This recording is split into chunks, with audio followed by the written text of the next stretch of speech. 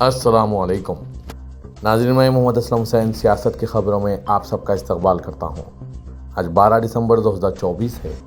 Islamic तारीख के हिसाब से आज 9 जमादी स्थानी 1446 हिजरी है। पेश है आज की कुछ अहम खबरें। महाराष्ट्र के वज़ीर आला देवेंद्र फडणवीस और बीजेपी के कौमी सदर जेपी नड्डा ने चारशंबे की रात देर गए मरकज़ी वज़ीर दाखिला अमित शाह से इनकी रिहाइशगाह पर मुलाकात की। महाराष्ट्र असेंबली इंतखाबात में ज़बरदस्त जीत के बाद 5 दिसंबर को महायुति की हुकूमत ने इख्तिदार संभाला। इसके बाद बीजेपी, शिवसेना और एनसीपी के दरमियान महकूमों की तकसीम को लेकर जारी क़यास आराइयों के दरमियान ये मीटिंग मुनक्किद हुई। नायब वज़ीर आला एकनाथ शिंदे अमित शाह के साथ मुलाकात में मौजूद नहीं थे। ज़राए के मुताबिक देवेंद्र फडणवीस ने बीजेपी के आला लीडरों के साथ अजीम इत्तेहाद हुकूमत में शामिल जमातों के दरमियान खलमदान की तकसीम के बारे में बातचीत की। बीजेपी के एक सीनियर लीडर ने खबरसा एनसीपीटीआई को बताया कि महाराष्ट्र में काबीना की तोसी 14 दिसंबर को हो सकती है। बीजेपी लीडर ने यह भी कहा कि एकनाथ शिंदे की क़यादत वाली शिवसेना को महकमा दाखिला नहीं मिलेगा और इन्हें रेवेन्यू का महकमा भी अलॉट होने का इम्कान नहीं है। नाम ना जाहिर करने की शर्त पर बीजेपी लीडर ने कहा, काबीना की तोसी 14 दिसंबर तक होने का इम्कान है। शिवसेना को महकमा दाखिला नहीं मिलेगा, शहरी तरक्की की वजारत भी मिल सकती है। बीजेपी वज़ीर आला के ओहदे समेत 21 से 22 वजारती ओहदे बरकरार रखेगी और 4 से 5 वजारती ओहदे खाली रखे जा सकते हैं। पोर्टफोलियो की तकसीम पर बातचीत में ताख़ीर हो रही है क्योंकि 3 पार्टियां यानी अजीम इत्तेहाद के शराकतदार बीजेपी, शिवसेना और एनसीपी शामिल हैं। महाराष्ट्र की काबीना में वज़ीर आला समेत ज़्यादा से ज़्यादा 43 वज़ीर हो सकते हैं।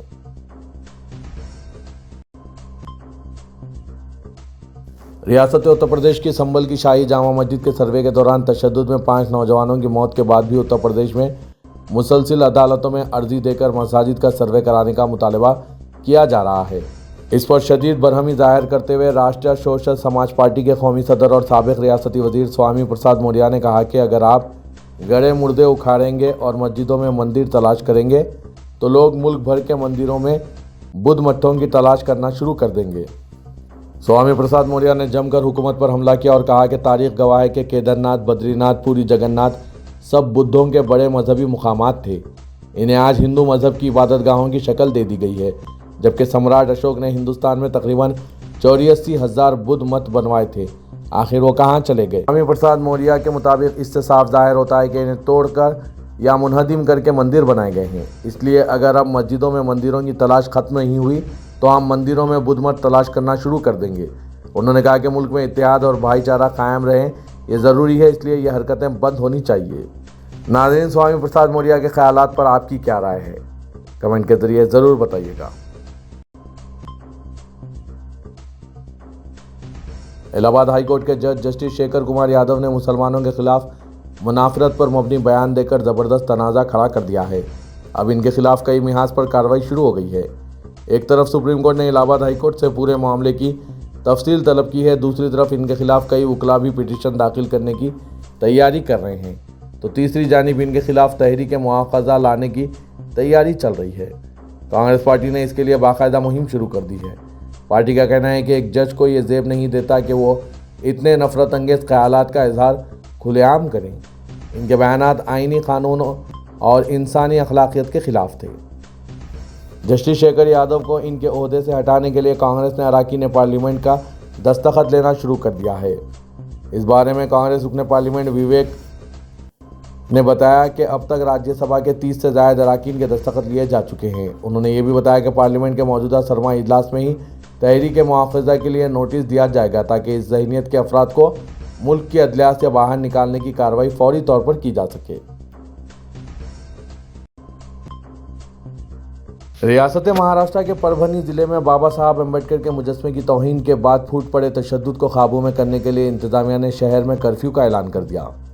बिगड़ती सूरत हाल के पेश नज़र पुलिस ने सख्त हिफाजती इक़दाम किए हैं, जबकि ज़िले इंतजामिया ने अमन व अमान की बहाली के लिए भारतीय नागरिक सुरक्षा सहायता 2023 की दफ़ा 163 के तहत शहर में कर्फ्यू नाफिज कर दिया। ज़िले मजिस्ट्रेट रघुवंश नायक की जानिब से जारी करदा हुक्मनामे में तमाम अवामी इज्तिमात, रैलियों और मुजाहरों पर मुकम्मल पाबंदी आयद कर दी गई।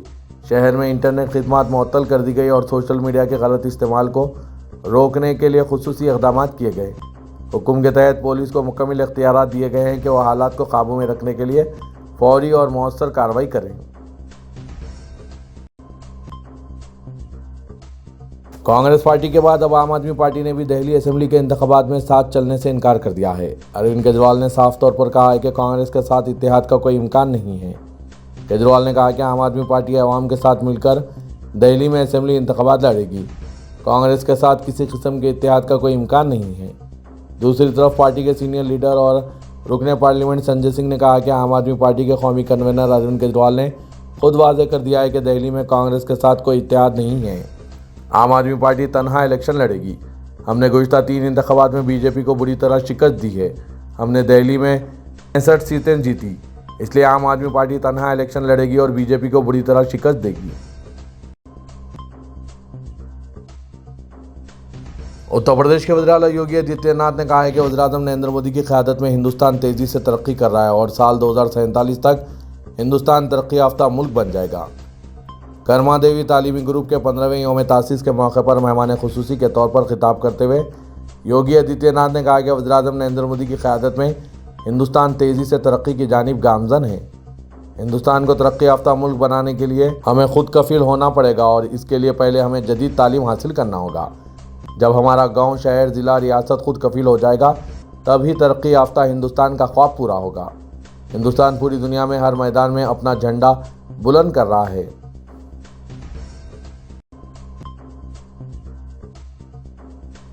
दिल्ली में असेंबली इंतखाबात से ऐन ख़बर आम आदमी पार्टी को छोड़ देने के कुछ ही देर बाद सलीमपुर के रुकन असेंबली अब्दुल रहमान कांग्रेस पार्टी में शामिल हो गए और इल्ज़ाम आयद किया कि पार्टी ने मुसलमानों के हुकूक़ को नज़रअंदाज किया। अब्दुल रहमान ने अपने इस्तीफ़े के मकतूब में यह भी इल्ज़ाम आयद किया कि आम आदमी पार्टी के कौमी कन्वीनर अरविंद केजरीवाल अपने सियासी फ़वाइद के लिए अवाम के मसाइल को नज़रअंदाज कर रहे हैं। उन्होंने कहा कि मैं इंसाफ और हुकूक़ के लिए जद्दोजहद जारी रखूँगा। रहमान को मुजव्विज़ा असेंबली इंतखाबात के लिए सलीमपुर से टिकट देने से इनकार कर दिया गया है, जिसके बाद उन्होंने आम आदमी पार्टी से इस्तीफ़ा दे दिया। बंगाल के बीजेपी लीडर सुवेंदु अधिकारी ने मुतालबा किया है कि बांग्लादेश में अक़लियतों पर हो रहे हमले को रोकने के लिए हिंदुस्तानी हुकूमत अपने 2 राफेल तैयारे ढाका भेज दे। वहाँ के लोगों के होश ठिकाने आ जाएंगे। उन्होंने कहा कि बांग्लादेश में हिंदुओं पर हो रहे मजालिम रोकने के लिए ये बड़ा कदम मोदी हुकूमत को उठाना चाहिए। अगर ऐसा नहीं किया गया तो वहाँ जुल्म होता ही रहेगा।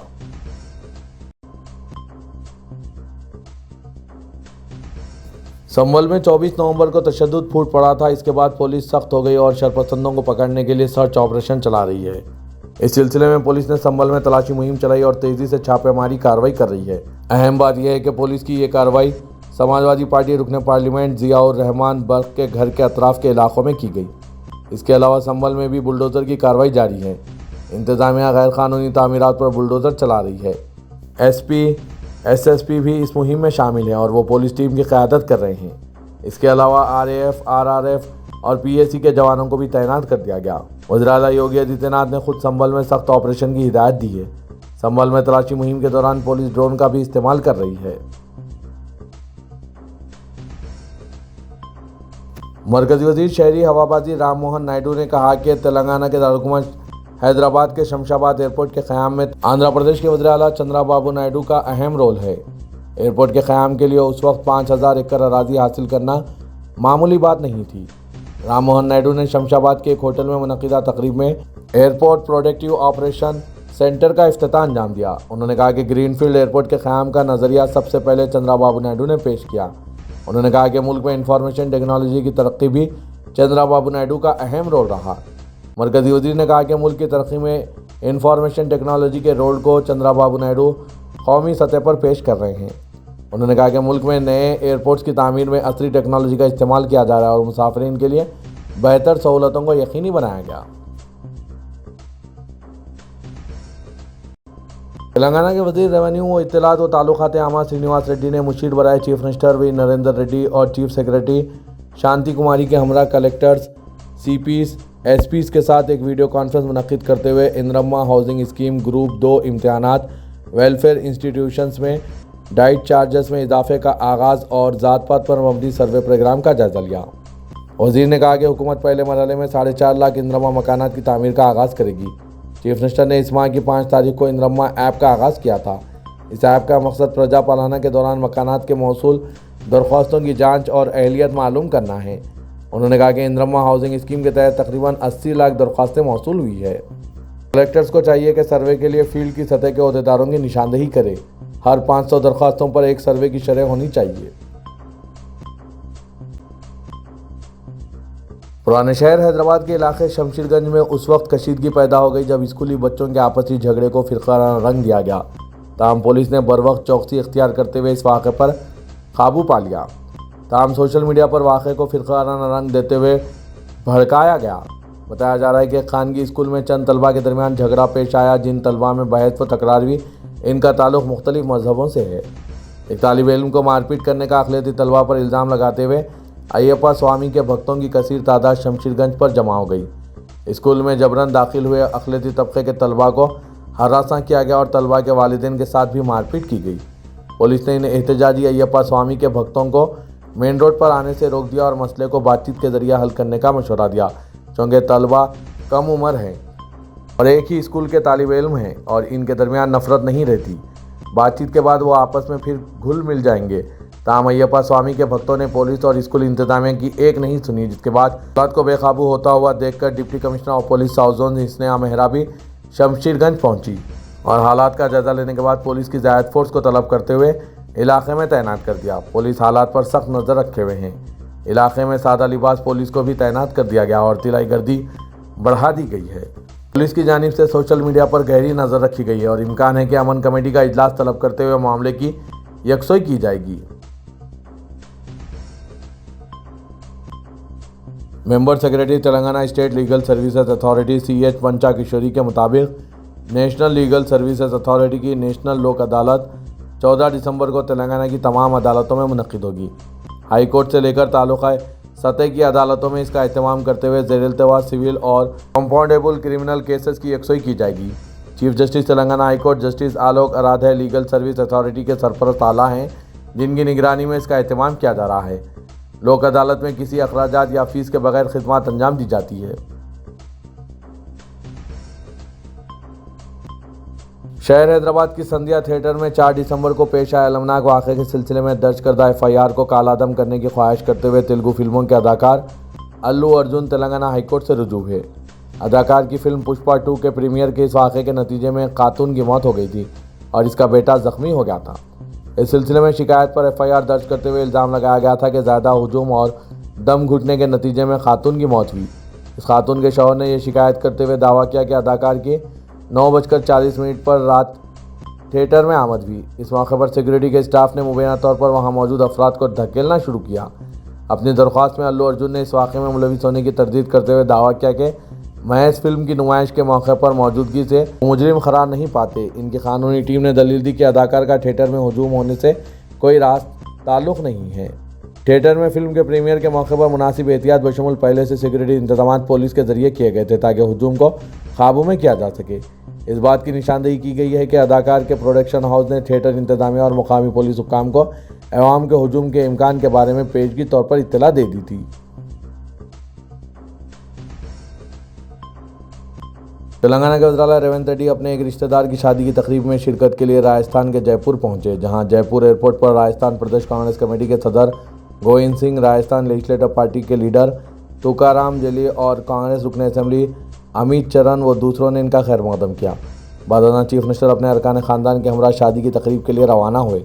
ज़राए के मुताबिक रेवंत रेड्डी जयपुर में शब बसरी के बाद आज जुमेरात की सुबह दिल्ली के लिए रवाना हो गए, जहां वो दिल्ली में जुमे तक क़याम करते हुए कांग्रेस के आला कायदीन से मुलाकात करेंगे। इस मुलाकात के दौरान काबीना में तोसी और नामजद ओहदों पर तकर्रुरात के सिलसिले में तबादला किया जाएगा।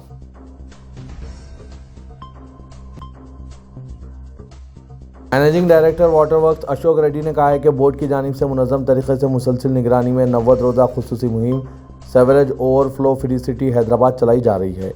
उन्होंने खैरताबाद में हेड ऑफिस में मीडिया के नुमाइंदों से बात करते हुए कहा कि चीफ मिनिस्टर रेवंत रेड्डी की हिदायत पर sewerage overflow free city Hyderabad के मकसद से 90 रोज़ा खुसूसी मुहिम शुरू की गई, जिसके आज 70 दिन मुकम्मिल हो गए। उन्होंने वाज़ेह किया कि इन 90 दिनों में 3600 kilometre sewerage pipeline, 3 lakh main holes को डिसलिडिंग करने का हदफ रखा गया है ताकि सेवरेज से मुतालिक रोज़ाना की शिकायत में 30% तक कमी लाई जा सके।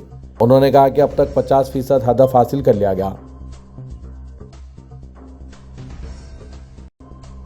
मजलिस बचाओ तहरीक के तर्जुमान अमजदुल्ला खान खालिद ने पुलिस से इन लोगों के ग्रुप के खिलाफ कार्रवाई का मुतालबा किया जो शमशीरगंज के श्री चैतन्य स्कूल में दाखिल हुए और मुस्लिम तलबा पर हमला किया।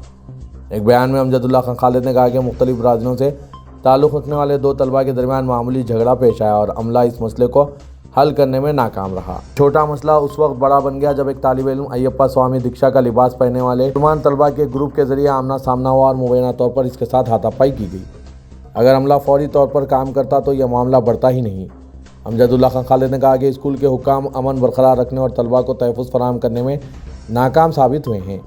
MBT लीडर ने कहा कि पुलिस को इन लोगों के खिलाफ कार्रवाई शुरू करनी चाहिए जिन्होंने इस मामले को बढ़ाया, ज़बरदस्ती स्कूल में घुस गए और दीगर तलबा को मारा पीटा। हैदराबाद कमिश्नर को सबसे पहले यह मालूम करना चाहिए कि जो लोग स्कूल में दाखिल हुए वो अय्यप्पा के अकीदतमंद थे या लिबास पहने हुए कुछ और लोग थे। उन्होंने मुतालबा किया कि इनके खिलाफ फौरी कार्रवाई की जाए। अमजदुल्ला खान खालिद ने तेलंगाना के ज़िला वनापर्ती के एक वाक़े को याद किया जहां एक हुजूम ने स्कूल में घुसकर इन मुस्लिम लड़कियों के साथ बदतमीज़ी की थी जो क्लासरूम्स में नमाज़ पढ़ रहे थे।